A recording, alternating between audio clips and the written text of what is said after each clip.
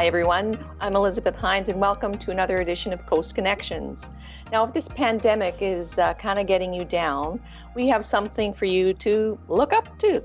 We have the perfect social distancing activity for you to take up. Joining us today from the Nanaimo Astronomy Society, we have Tony Puerzer, astronomy enthusiast. Welcome, Tony. Hi, Liz. Good to see you. Or should I say aloha? Yeah, I've decided to embrace the new bit of summer we have after that rather dreary spell there. Yeah. And there is a very good telescope on the Big Island of Hawaii, so this is totally in theme with what we're talking about today. Yep. So, Tony, the Nanaimo Astronomy Society, you folks have been able to meet even though the pandemic's on. Tell us how you've developed your new normal. Yeah, I guess it's with a lot of people are having to face that because we were getting really big crowds out to Beban for our monthly meetings. It kept growing and growing, and it just became impossible to obviously to meet in groups that size, well over 50. So we've decided to become part of the Zoom generation. And despite the fact that a lot of our members are in the older demographic, they've managed to cope with getting online, and we're having our monthly meetings virtually now, and it seems to be working pretty well. But you know, a benefit that we found is that it releases us from having to get a speaker here in Nanaimo, so we can draw from a much bigger pool. So there's a kind of silver lining in that we've had some speakers from all over the place now. I agree. That is a silver lining. And one of the bright lights of this silver lining in this pandemic has been NEOWISE, the comet that just visited us. And Tony, you have some stunning images of this, which we're going to share with viewers in a moment. But just before we do that, exactly what is a comet? Okay, yeah, and you're right. I mean, NEOWISE was probably the best thing to have happened in 2020 so far, as far as I'm concerned. But yeah, if you imagine what a comet is, it's probably I'm trying to think, what's the best analogy? It would be, imagine that you were somewhere in Eastern Canada at the end of a long winter and your kids wanted to make a snowman and you were going to go out and roll this old snow, but there had been a lot of gravel and sand put on the side of the road. So you've got this big dirty snowball that you're using as the base of your snowman. That would be a pretty good example of what a comet is like. It spends the majority of its life way far out from the sun in a complete deep freeze out there because it's so cold that far away from the sun. And not only is it made of water ice the way a snowball would be, but it's also, you can get frozen methane. So you can actually have methane that freezes at that temperature, and carbon dioxide as well. So it's a whole bunch of different types of ices and a bunch of just other gravel and grit. And it's sort of no fixed address because it sort of orbits around the solar system, doesn't it? Yeah. Yep. Yeah. They're usually in orbits that take them well outside the orbit of Neptune, which is the furthest official planet these days. I still think of Pluto as a planet, but officially, can't forget Pluto. Yeah. No. Tony, what does NEOWISE stand for, and how did they name it? Yeah, it's kind of a funny name. Like in the past, comets were named after their discoverers or somebody that played a significant role in finding them. Like the last one that I saw that was really good, like as good as NEOWISE, was Hale-Bopp, a comet with hyphenated Hale-Bopp back in around, I think it was 97 or something like that.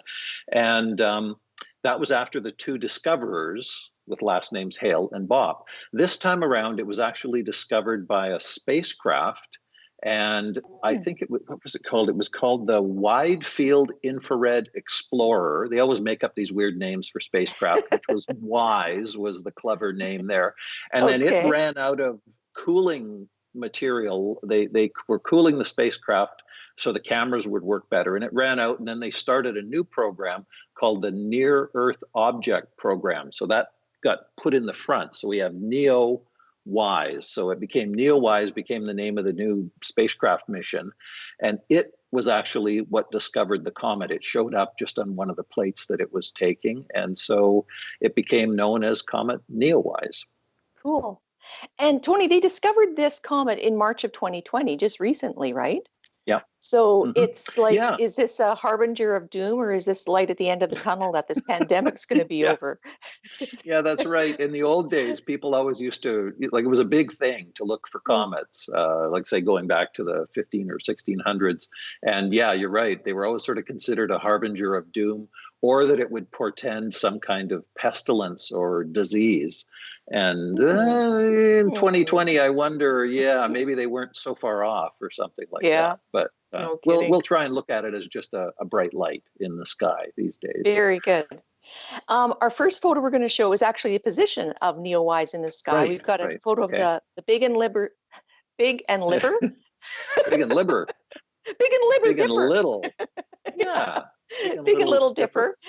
dipper, Yeah. and Polaris, and it shows the Right. comet in position in the night sky here. Now, I'm sure Yeah, this it's isn't a actually photo that you took, but no, this good is a graphic. diagram I got out of a little astronomy planning software, but I thought it gives a pretty good idea of where it was. So Mhm. this time of year, the Big Dipper is always kind of low on the northern horizon, and it was even lower than the Big Dipper. So I think some people maybe when they went out to try and look for it initially were looking too high in the Ah. northern sky.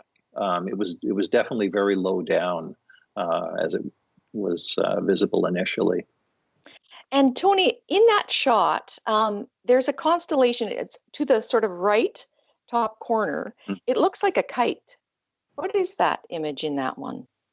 If you look Oh, sort of to the upper right of that's the screen. right. Yeah, that's Cassiopeia, which in ancient times was thought to be a queen, Oh, and that's her throne. So it's kind of upside down. So it's, yeah, I can see where you'd think that's a kite, but yeah. it's supposed to be the back of a chair, and then the square kind of part is the Okay, bottom I of the thought that's where throne. may, maybe where Mary Poppins ended up when she took Yeah, off.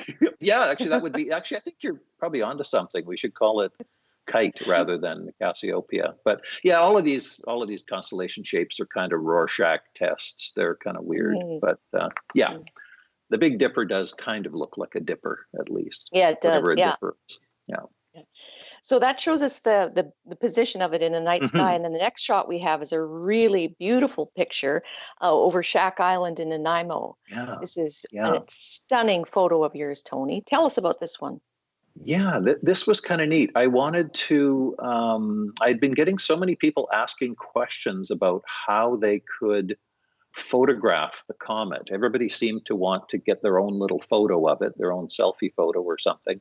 And so I wanted to do a picture that would be something that the average person with a, you know, an okay digital camera could do. So this was just on a tripod, as you said, just across from Shack Islands. And it was just a tripod shot for 30 seconds, or maybe less, maybe even 15 seconds for this one, Wow. with just a standard lens on it. And yeah, and I think it gives a pretty good impression of what the comet looked like under a really dark sky. It probably looks a little better than it did that night over Shack Island Hmm. because of the city lights and everything. But yeah, that gives you a good idea of the sort of scale of it too. It was actually surprisingly big, the comet. Huh. I thought it would be much, much tinier in the sky, personally, and you can tell by the Hmm. size of it compared to the islands there that it was a significant thing up there in the sky. Very much so. Yeah. The next image that you've provided, you've got a horizontal shot of it, of Right, the right. comet. In That's a astronomy, beautiful shot there's too. no up and down, so you're allowed to turn things around. If you, well, at least I think so. But yeah, this was turned 90 degrees just to fit better on a screen. I kind of liked the way it looked. But Mhm. what I like, this was something that someone average person could not do, because this one was taken with a 300 millimeter telephoto lens. But even if you had a telephoto lens, you probably wouldn't be able to take this picture, because the Earth turns, which makes it seem as if the stars are turning. And so over any kind of time exposure with a telephoto lens, the stars start to blur or trail. So in order to get the stars and the comet sharp, I had to mount this on a telescope mount that tracks the sky as it goes. So that was kind of the Mm. trick here. So this is a definitely a picture that it takes a little bit more advanced equipment. Mhm. What I like about it is it really shows the, should we call it the anatomy of the comet? Like, it isn't just one single tail. It's two very, very distinct and different tails on the comet. And were there different colors in the tail, or do they look like they appear here mostly sort of whitish, yellowish? Were there other Yeah, colors in the there's tail? two, and the one that you see at the top there is called the ion tail, and Mm-hmm. it does have a kind of bluish color to it. And what happens is, I was talking about the comet being made out of frozen carbon dioxide, and what'll happen is that as the comet gets close to the sun, the ultraviolet radiation from the sun, same thing that would give you a Yeah. sunburn, ends up ionizing the carbon monoxide molecules, Okay. and they kind of glow, much the way like a neon light would glow, or a black light poster would glow, Mm-hmm. uh, Mm-hmm. in the ultraviolet light. And so that gives you that tail, and that tail always points directly away from the sun. So if you were to draw a line down there from the back of the tail to the head of the comet, you would go directly down to where the sun is. Now, Interesting. the other tail is more of this carbon dioxide that's just sublimating, the same way, if Mm-hmm. you've ever seen somebody put carbon dioxide in water, or frozen CO2 in water, like dry ice, Right. it'll just steam up. So it goes directly from a frozen solid state to a gas. And so we're seeing that, as well as some of that bits of dust and dirt that are in the other tail, which is the more yellowish color. And Mm-hmm. it curves. You can kind of see it curving a little bit as the comet orbits around the sun. It kind of Mm-hmm. leaves that material behind. And by the way, people in the last little while have been talking about, in August, we always get the Perseid meteor shower, and it was Mm-hmm.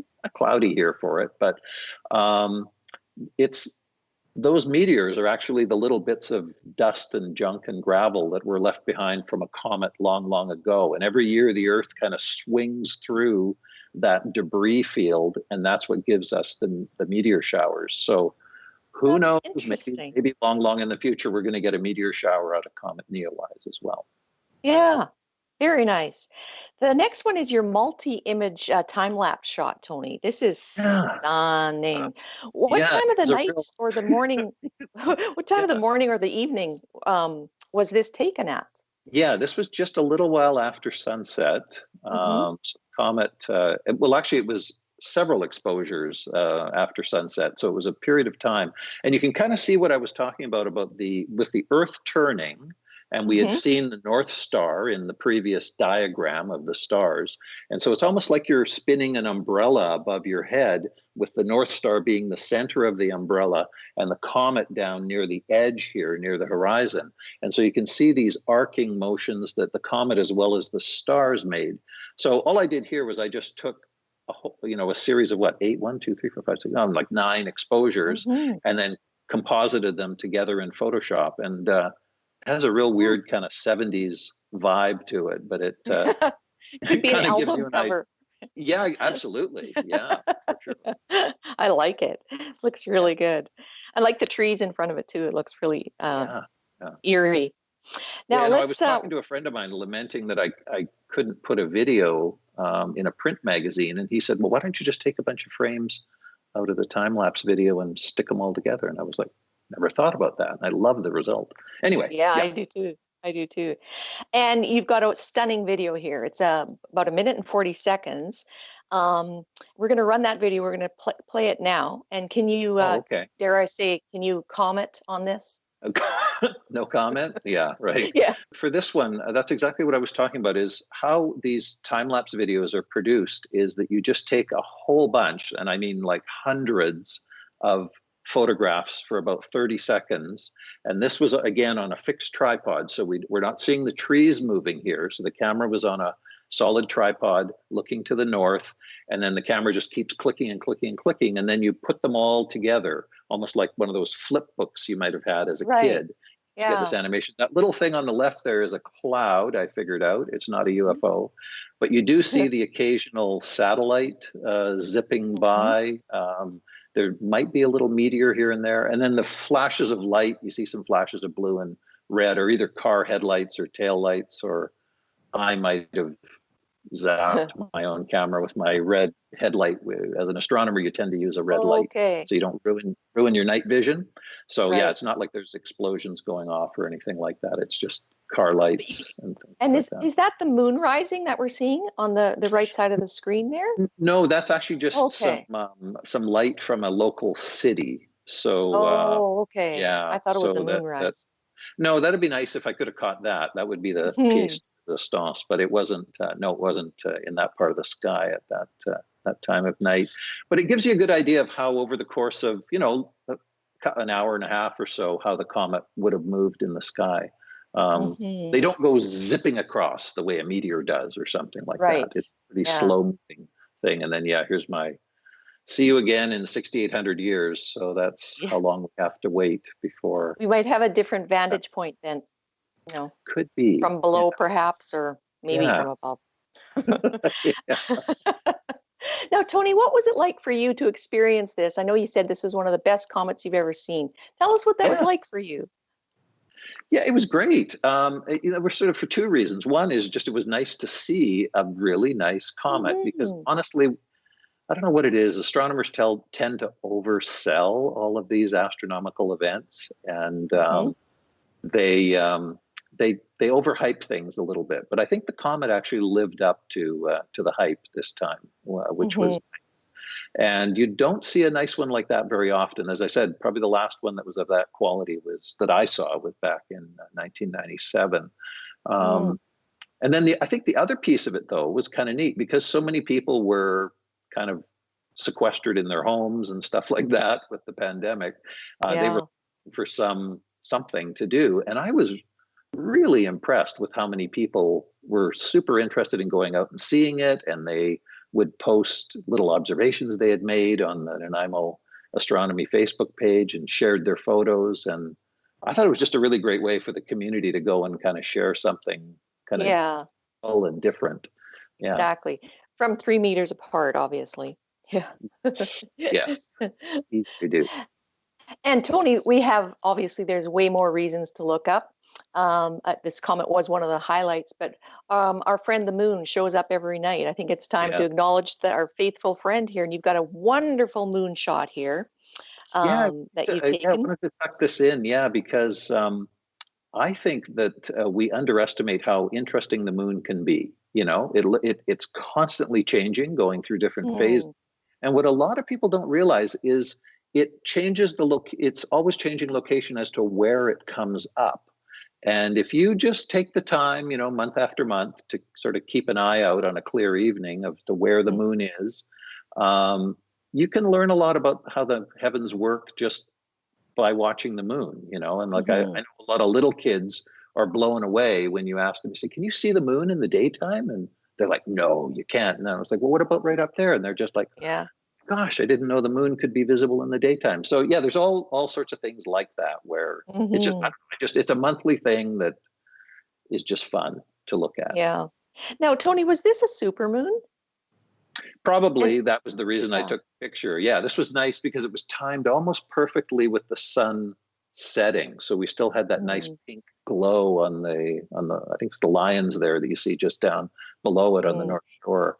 And it's a really nice time. So a lot of times you'll get a full moon rising like before the sun sets or a mhm, nearly full moon, and then sometimes quite a bit after the sun is set, and then the sky is just black behind it. So mhm. my faves are these ones where it's almost exactly at the time the sun is going down, and then you get that beautiful Beautiful. contrast. Yeah. And just let our viewers know what exactly a supermoon is, in case they're wondering. Yeah, it's again, it's one of these overhyped things in astronomy. The moon is not in a perfectly circular orbit around the Earth. So there's Hmm. times when it's a little bit further away and times where it's a little closer. And if it so happens that the moon is close to the Earth and it's lining up with a full moon, we get what's called a supermoon. Now, you would think that it would be, pardon the pun, astronomically bigger or something like that in the sky, but it's only a tiny little percentage one way and the other. So I don't Mm. know. I hardly even notice it. So again, it's one of those things that I think every full moon is a super moon. So you might as well just go out and enjoy it. But Cool. Yeah. I actually have Space. an app on my phone that tells me every day what time the moon rises and Oh, sets. cool. And it's just Yep. fun to, go out and look and see if you can see it Hmm. coming up or Hmm. going down. Yeah, Yep. it's fun Yeah. Yeah. just to Yeah. And keep especially track on of the our, island when you can see it over the water or something, you get that yeah. little trail of light on the ripple. Hmm. Yeah. What are some of the best spots on the island that you've discovered to do the night sky watching, Tony? Yeah, I mean, it's really anywhere that's away from, well, obviously the general light of the city. So as you get Hmm. a little ways away from any of the major metropolitan areas, definitely near the water is nice because, again, there just won't be lights out in the ocean generally. Hmm. And away from direct street lights because any kind of light like that will damage your night vision and you just won't see the stars quite as well as you could. Um, Yeah, yeah, I would say any of the problem with a lot of the parks and everything is that they close usually at around 11. But if you can right. find a beach somewhere that's away from the lights, those are usually my favorite spots to have a look at the Mm. stars. Take a blanket and a chair and a thermos, and you Yeah, got yourself a party. Yeah, star party. yeah. um, Now, coming up in December 21st of this year, Mhm. we've got quite a show going on with Jupiter and Saturn. Tell us about that. You've got a chart that shows that. Yeah, I wanted to highlight this. Now, hopefully, it'll be clear around the end of Hmm. December. This is just before Christmas, so you never Yep. know around here. But we sometimes get clear days, and this is a really rare opportunity for you to see um, the two, I think, most interesting planets in a telescope or binoculars, which are the giant planet Jupiter and Hmm. Saturn. And they are going to get as close together as this diagram makes it look. And they haven't been this close together since I believe it was sometime in the 1600s. So Wow. it doesn't happen that often that they line up this close. Now, of course, they're not close in space. Saturn is Right. much further than Jupiter, but from our Mhm. perspective here on the Earth, it looks like they line up. And so this thing just before Christmas this year would be an awesome opportunity to use a tiny telescope or a pair of binoculars to have a look at these planets. So this is Mhm. something definitely to keep in the calendar on the 21st of Very December. nice. And Tony, you're also a bit of an eclipse chaser. We've got a beautiful shot here of the solar eclipse last 2017 that we're going to show our viewers here. Yeah, I believe, Liz, the last time we spoke, I hadn't even gone Mhm. this eclipse yet. Yeah, that was the one that a lot of people saw back in 2017 in the summer. Yeah. And this is a photograph that I took down in Oregon, which I think really replicates much what it looked like to the human eye. And so there's Mm. another total solar eclipse coming up this year. It's in December, but the only place you can see it is down in South America. So at the moment, I have a trip booked for December in South America, but to be honest, as the months have been ticking by here with the Yeah. pandemic, I'm kind of wondering if that's in the cards or not. I mean, at the Yeah. moment, it's still booked, but fingers crossed, I might be able to see it again in I hope December. so. Yeah. This I is a do too. remarkable shot. Yep. Yeah. Another phenomenon that you've had the pleasure of seeing are the Northern Lights, Tony. Yeah. We've got some stunning pictures that you took on a recent trip to Iceland that we're going to show our viewers here. This first one here is an incredible picture with a mountain in the middle that shows Yeah. some gorgeous northern lights dancing around there. Yeah. That mountain is called Kirkefeld, and I think it means church mountain in Hmm. Icelandic or something like that. And it's like something out of The Hobbit or something like that. It had Does just a look very to it. surreal. Yeah, Yeah. Yeah. and very beautiful Northern Lights display.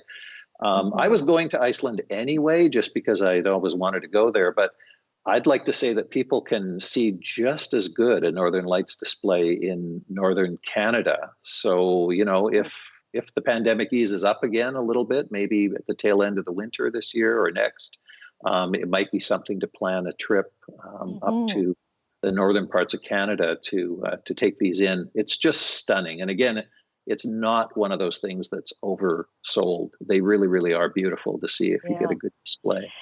And in this short video clip that you have, it's about 40 seconds. It just shows how the lights are dancing. It's just Yeah, beautiful, and the shapes are changing, the colors are changing, and you can see yeah, the lights of the buildings in that one too. Beautiful. Yeah, and you can actually see the Big Dipper right smack dab in the middle of the scene there if you look carefully, and it just gives you an idea of how I was shocked how quickly the Northern Lights change, and you see all sorts of things in the lights like faces and animals and all sorts of stuff. I can see why the Earth people were freaked out. Yeah. Yeah. Now they're also northern and southern aurora borealis, aren't there? Yeah. Yes. Yep. Yeah. The Aurora northern for some reason australis, get all the I think. press. Yeah. Yeah. There are southern lights as well. Yeah. So you could go down to the southern hemisphere and see them too.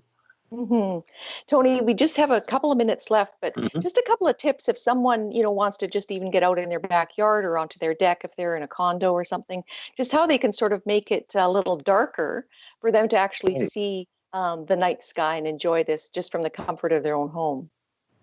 Yeah, I mean, as I was saying before, stay away from, direct street lighting. If you can kind of hide behind your house or behind a bush or something like that to keep in the Okay. shade of the street lights. Turn off any exterior lights or even interior lights that might shine out through the windows, Yeah. and give yourself a little bit of time for your eyes to dark adapt. I think we tend to forget that if you wait 15 or 20 minutes, you'll just see a lot more in the sky. And I really recommend people just grab a pair of binoculars and kind of use it to enhance your vision when you're looking around the night sky. So yeah, those would be some simple tips. And if you want to invest further in this as a hobby, the Nanaimo Astronomy Society is a great resource. You Yep. folks have all kinds of information on equipment that people might want to buy and hmm upgrade as they start to enjoy the hobby more. But yeah, Yeah, and and we even have a telescope loaner program so that people can borrow a telescope before they decide to buy one. So that's kind of a neat thing too. very nice. Yeah. And your next Zoom meeting is coming up. You're going to be doing Zoom meetings throughout this pandemic, I guess, Tony. Yes, yeah. The best way to know about that when the next meetings are to go to the Nanaimo Astronomy website or Facebook page. So we can ask to join as a member of our Facebook page, and yeah, we'd love to have everyone. Very good. Thank you, Tony. We've got to wrap up here, but any closing thoughts or comments before we close today? No, I just think that just for everybody, despite what's going on in the world right now, keep looking up.